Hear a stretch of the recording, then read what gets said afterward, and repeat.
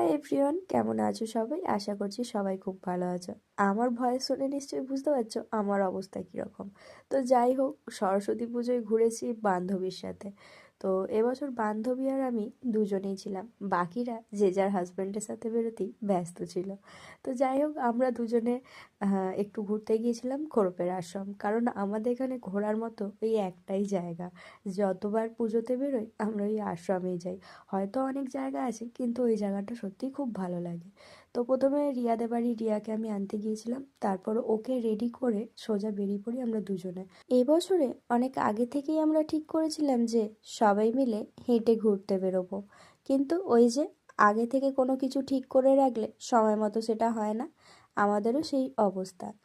সময়ের সাথে সাথে সবাইরই একটা পরিবর্তন আসে। তো যাই হোক, আমার আর রিয়ার মধ্যে কোনো পরিবর্তন আসেনি, যেই কারণে আমরা দুজনে সরস্বতী পুজোর দিন একসাথে বেরিয়েছিলাম।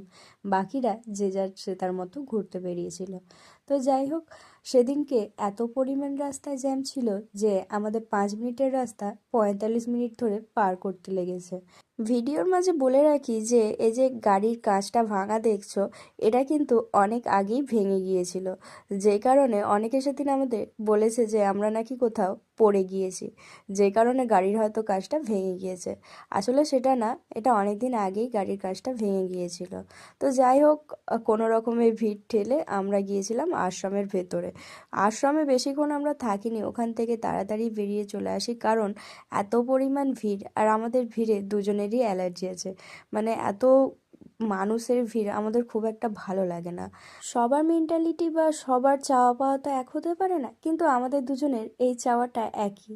আমরা দুজনেই এত ভিড় পছন্দ করি না। একটু ফাঁকা জায়গা বা নিরিবিলি জায়গা আমাদের খুব ভালো লাগে। সময়ের সাথে সাথে সব কিছুরই পরিবর্তন হয়।